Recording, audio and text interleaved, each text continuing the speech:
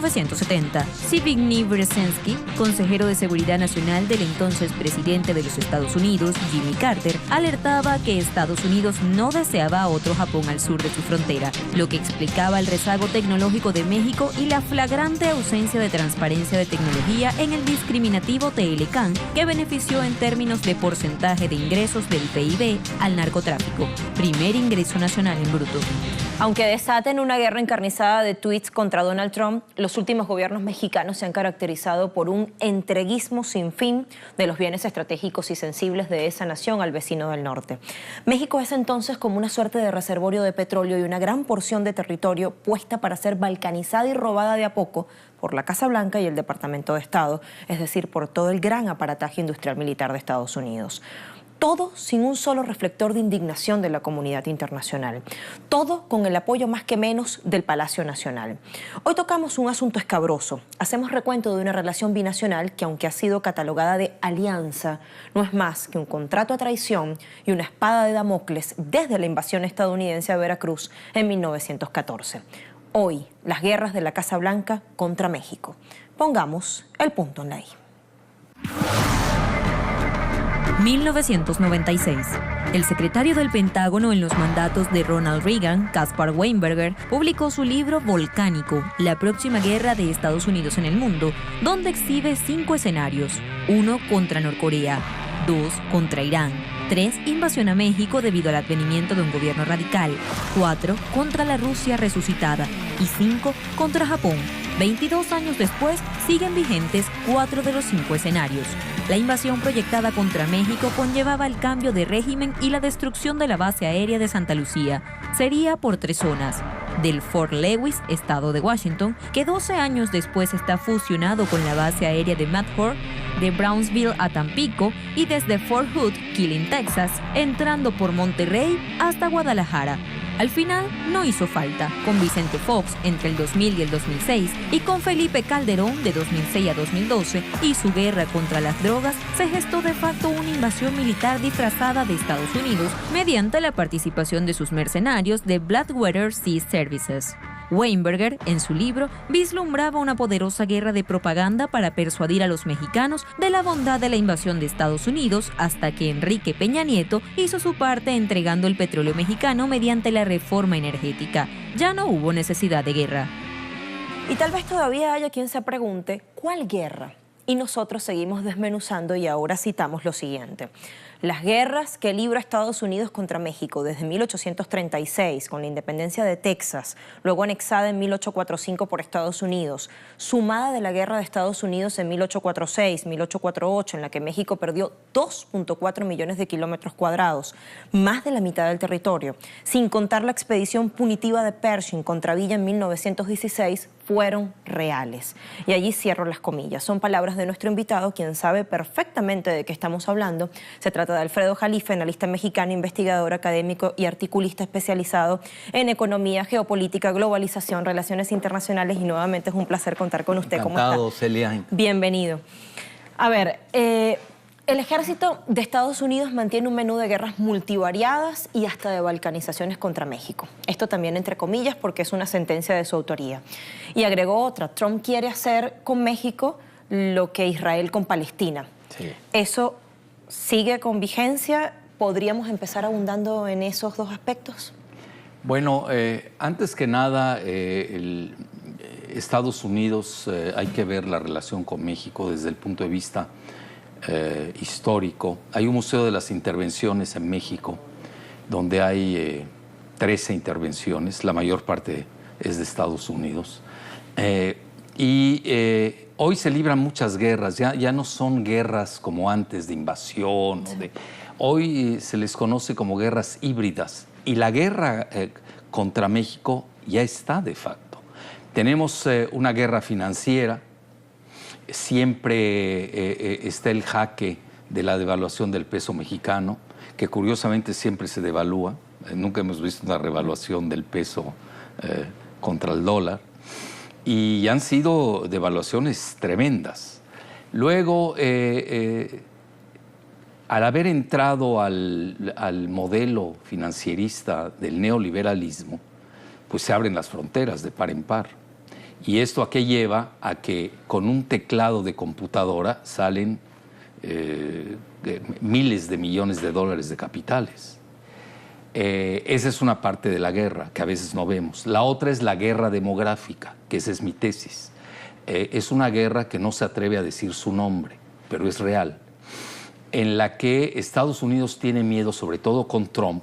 Ya entraron en una fase, yo creo que ellos percibieron que entraron en un punto de quiebre donde ya no pueden seguir cediendo al multiculturalismo del Partido Demócrata, que ya no les convenía. ¿Por qué razón?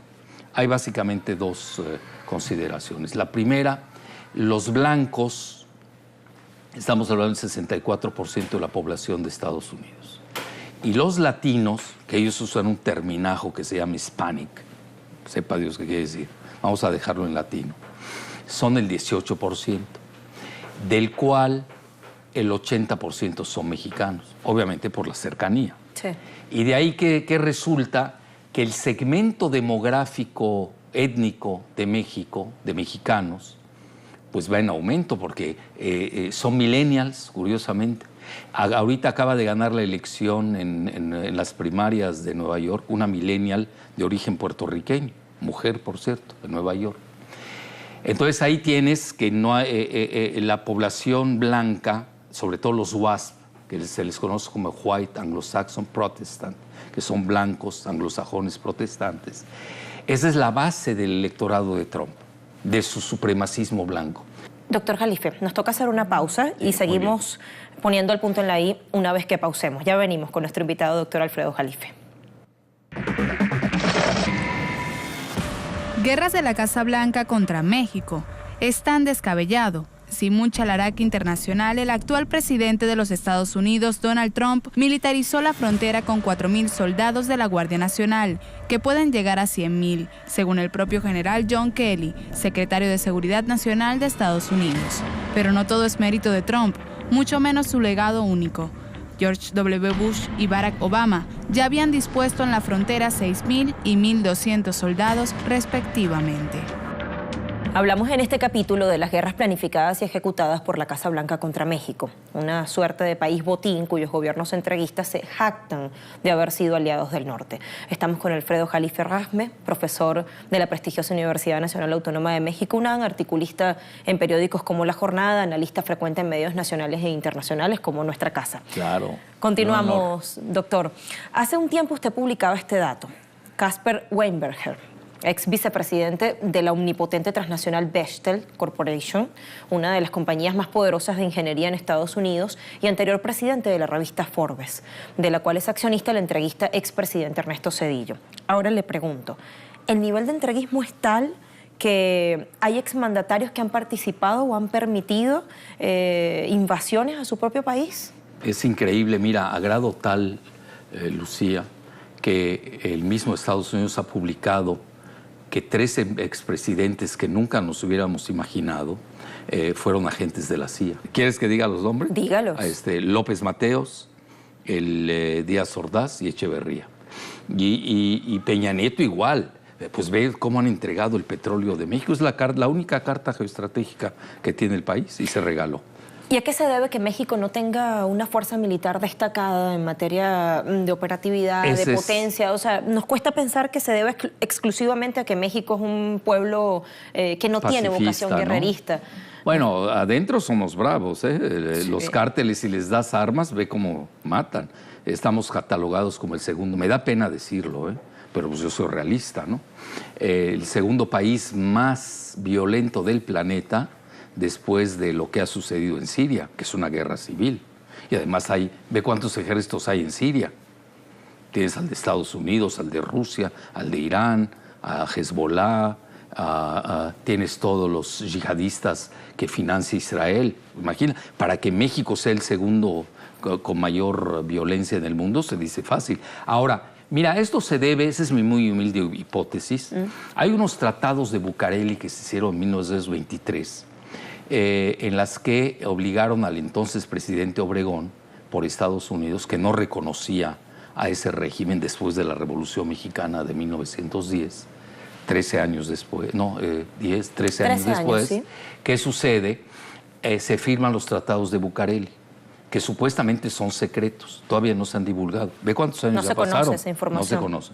Bueno, todos tenemos una copia, pero no lo puedo decir en voz alta porque mañana me meten demandas tanto Estados Unidos como el ejército mexicano. Todos tenemos, por alguna razón tenemos, yo tengo una copia, ¿no? Okay. Pero no lo escuchaste y no lo escucharon los televidentes. En esos acuerdos de Bucareli se le prohíbe a México desde 1923, ya casi 100 años, porque estás hablando, estamos en 18, faltan 5 para que sea el 20, y no lo van a publicar, se va a prolongar. Mira, es muy fácil, hay 2 hilos conductores. Uno es el petróleo. Hay que indemnizar a los estadounidenses por la revolución y lo que les quitaron de su propiedad del petróleo. Esa es una. Sigue el hilo conductor del petróleo. Por eso a mí se me ha hecho muy fácil seguir la secuencia. Dice, es que Jalife es un gran previsor. No, yo hago perspectiva. Lanza pronósticos infalibles. Sí, infalibles, etc. Y no es así. Uno sigue hilos conductores de lo que es la lectura geoestratégica y no te equivocas. Y ahí lleva a la entrega del petróleo. Ese es un hilo con el segundo. Obligan al ejército mexicano, o le prohíben, mejor dicho, al ejército mexicano no tener cierto tipo de armas en la frontera. No tener otro tipo de armas como son una gran aviación, una marina. ¿Cómo te puedes imaginar que el ejército mexicano no tenga submarinos? Y los narcotraficantes tienen submarinos. Luego me la platicas. Y ahí te va la peor. Como si fuera poco, los tratados, así les llaman, los tratados de Bucareli, porque fueron firmados en una casona cerca de una calle de Bucareli en la Ciudad de México. En 1970, el entonces asesor de seguridad nacional del presidente Carter, Zbigniew Brzezinski, quien es el creador conceptual de la globalización. Decía, a través de la globalización, Estados Unidos y su tecnología y sus finanzas iban a dominar el mundo. Lo que pasa es que Brzezinski ya se murió y antes de morirse, yo creo que aceleró su muerte, nunca imaginó que China e India estarían superando en la globalización que inventa Estados Unidos. China con su gran comercio, su economía, e India con el software. Pero a lo que voy, ¿qué dice Zbigniew Brzezinski? No queremos un Japón en la frontera. Sí. Entonces ahí hay problemas porque a México no le permiten crecer con investigación y desarrollo. Claro. ¿Cómo puede ser que Sudcorea, que no tiene recursos, tiene 50 millones de habitantes, tiene que importar petróleo, materias primas, etcétera, tenga mejor tecnología que México? Lo que pasa es que nosotros tenemos yo diría un apartheid tecnológico. Y estas cosas no se ven. Entonces México es un país realmente, mira, me da más pena decirlo, es un país conquistado. ¿Y podría tornarse el panorama diferente a partir de la victoria de este candidato nacionalista, antineoliberalismo, Andrés Manuel López Obrador? Keynesiano. Keynesiano, para seguir describiéndolo y no entrar en esa dicotomía, como usted decía, caduca de izquierdas o de derechas. O sea, ¿podría cambiar el escenario? Es muy difícil. Mira, te lo digo lamentablemente, la geopolítica es destino. Porque obtuvo el beneplácito de Estados Unidos. Bueno, si no digamos beneplácito, reconocimiento, incluso aceptación. Incluso ya le habló, duraron media hora por teléfono. Sí. Andrés Manuel no habla inglés. ¿Hay alguna alerta que deba encenderse? No. Yo creo que son valores entendidos. México, me da pena, te lo vuelvo. Fíjate cuánta pena tengo cuando hablo de mi país. Vivimos una jaula geopolítica. Es decir, tú votas, te dejan votar, te dejan hacer muchas cosas, pero estás dentro de la jaula. Porque imagínate, Estados Unidos nunca aceptaría tener una Ucrania, lo mismo que ellos hacen con Rusia, y menos un Taiwán. Claro. Entonces, no entra en su radar. Es más, Estados Unidos, y voy a decir algo que no le va a gustar mucho a los televidentes sudamericanos, ve su frontera real hasta la parte norte del Amazonas.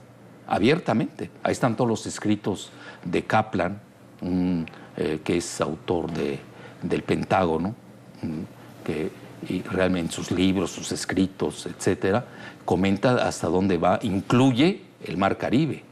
Digo, para que estén preparados, ¿no? Es decir, Estados Unidos su línea roja real la tiene plantada en el norte del Amazonas. Y ahí va otra consideración. No es gratuito que tengan 8 bases en la frontera con ustedes. Y no es gratuito que ya pertenezca a la OTAN. Y no es gratuito que Argentina pertenezca a algo que no se maneja mucho, que se llama la extra OTAN. ¿Por qué? Porque no solamente son las Malvinas, que se las quitaron, que a los argentinos, que son mis amigos, los quiero mucho, incluso he hecho un libro sobre las Malvinas, pero a veces se les olvida. Como a Japón, ya se les olvidó que les lanzaron 2 bombas atómicas. Pero no hay que olvidar que Argentina pesa mucho por la cercanía que tiene con la Antártida. Y la Antártida es uno de los puntos de máxima geoestrategia del planeta. Para seguir profundizando, doctor Jalife, quiero que escuchemos lo que dijo en una oportunidad el presidente Enrique Peña Nieto, cuyo sexenio, como se sabe, terminará en diciembre próximo y que tal vez haya salvado a México de una nueva intervención, pero entregando el petróleo mexicano a transnacionales a través de una reforma energética con contratos leoninos y poco transparentes. Mexicanas y mexicanos, me dirijo a ustedes para tratar un asunto de gran importancia para nuestro país. Me refiero a los acontecimientos recientes que afectan la relación entre México y los Estados Unidos. Hace poco más de un año, como responsable de dirigir la política exterior del país, establecí 2 principios fundamentales que habrían de guiar nuestra relación con la administración del presidente Donald Trump. Primero, salvaguardar ante todo el interés nacional, nuestra soberanía y la dignidad de los mexicanos. Y segundo, mantener una visión constructiva y abierta que nos permitiera superar diferencias, enfrentar retos comunes y alcanzar acuerdos. Bueno, le pregunto, ¿es posible ser coherente con los puntos 1 y 2 que planteó Enrique Peña Nieto? Es decir, ¿no son acaso 2 cuestiones excluyentes que se niegan? ¿Cómo se puede negociar por las buenas con Estados Unidos sin que resulte lesionada la soberanía y la libre autodeterminación? Bueno, lo que pasa es que desde hace mucho, guste o disgusto, la soberanía de México es limitada, sobre todo desde los tratados de Bucareli. Es decir, un presidente que se respete, él habla de dignidad, ¿no? Habría que darle el diccionario y que vea qué significa la palabra dignidad. Un presidente cualquiera, no me refiero al en específico, y a mí no me gusta hacer leña de árbol caído. Por eso el electorado mexicano lo repudió. ¿Qué debe hacer? Pues primero que nada, publica los tratados de Bucareli, que los conozca la opinión pública y a ver si estamos de acuerdo los mexicanos. Y nos arriesgamos. ¿Qué tal si decimos, bueno, me rindo o vamos a ver hasta dónde llego? No hay otra. Ante una situación de alarma, o huyes o te enfrentas. Aquí hemos huido, esa es la realidad. Obviamente no tenemos capacidad para enfrentarnos. Por eso es un gran dilema el de México y por eso yo insisto mucho en los jóvenes, que es el futuro, y en la cultura de México. Tenemos grandes civilizaciones. Si tú te das cuenta, Andrés Manuel por lo menos toma en cuenta la cultura y las civilizaciones de México, que ningún candidato lo tomó. Y ahí es donde nosotros sí en el largo plazo le vamos a ganar la batalla a Estados Unidos. En el corto plazo no podemos, sí, pero ¿qué hay que hacer? No entregarse tanto. Claro. Ahorita, ¿cuál es el problema? Se han entregado tanto que para desentregarte va a ser tan difícil como hacer, casi es como irte a una guerra mundial. Ni tienes la capacidad, ni tienes el ejército, ni tienes finanzas, no tienes banca nacional, y lo último que te quedaba, que era el petróleo, ya lo entregaste. Entonces estamos en un estado... No está tan optimista usted. No, yo veo muy vulnerable al país. Es que ahí, a ver, ¿qué quiere decir ser optimista? Voy a ser optimista en un cementerio, no sé qué significa eso, ¿no? Claro. Es decir, hay que ser realistas. Yo soy muy realista. Nosotros lo único que tenemos que hacer es esperar. Una implosión que se está dando de Estados Unidos, esperar, tener plan B. ¿Qué vamos a hacer cuando empiece la guerra civil que aparentemente tendrá cola en México, ¿no? ¿Cómo dices? Podría tener cola eso en México. Por supuesto, vendrían todos los migrantes. ¿Qué hacemos con ellos? Claro. Oye, tú imagínate un país de 125 millones que tiene un índice de pobreza de los más grandes del mundo. ¿Qué hacemos? Que tenemos 130 millones de habitantes. ¿Y qué hacemos con 55 millones? Nos acaban. ¿Y qué hacemos sin las remesas? Que es el segundo ingreso nacional. ¿Y qué hacemos sin los ingresos del narcotráfico? Que nos guste o no, se volvieron el primer ingreso nacional. Porque Estados Unidos nos metió en ese plan. Ellos nos han encajonado en todos sus proyectos. Si tú te das cuenta, cada presidente de México le ha puesto un clavo al féretro nacional. Y te lo puedo expresar cada uno que ha hecho. Salinas empezó con el NAFTA, Zedillo siguió con la entrega de la banca. No tenemos banca nacional. Los bancos que tenemos son de carcajada. Hoy los bancos para el petróleo son bancos de inversión porque necesitas de miles de millones de dólares. Y obviamente no tenemos esa capacidad. Luego tienes a Fox, hizo el famoso ASPAN, que se llama... era la agenda para la seguridad y prosperidad de América del Norte. Ni dio seguridad, pues ve cómo está el país, ni dio prosperidad. Y luego vino Calderón y nos mete al Plan Mérida, que es una 2006, copia del Plan Colombia, y luego vino Peña, que entrega el petróleo. Dio la continuidad también de ese plan. Y ahorita quizás ya se detuvo esto, porque Peña unos días antes... lanzó decretos para la privatización del agua, que esto está conectado con la privatización del petróleo por el famoso fracking, porque México tiene en la parte noreste del país la tercera reserva de shale gas, que es el gas esquisto. Que ese es el fuerte que hoy está manejando Estados Unidos y que ellos manejarían, porque México no tiene la tecnología del fracking, como tampoco que es exclusiva de los tejanos. Realmente un panorama desolador. Muchísimas gracias. Realista, está bien. Cambiamos el adjetivo realista. Muchísimas gracias, doctor Alfredo Jalife. Un placer, Lucía. Un honor haberle tenido acá y escuchar sus consideraciones y sus reflexiones. Habiendo despedido a nuestro invitado, escuchemos esta otra sentencia. Seremos amigos de todos los pueblos y de todos los gobiernos del mundo. En política exterior se volverán a aplicar los principios de no intervención, de autodeterminación de los pueblos y de solución pacífica de las controversias. Y como decía el presidente Juárez, nada por la fuerza, todo por la razón y el derecho.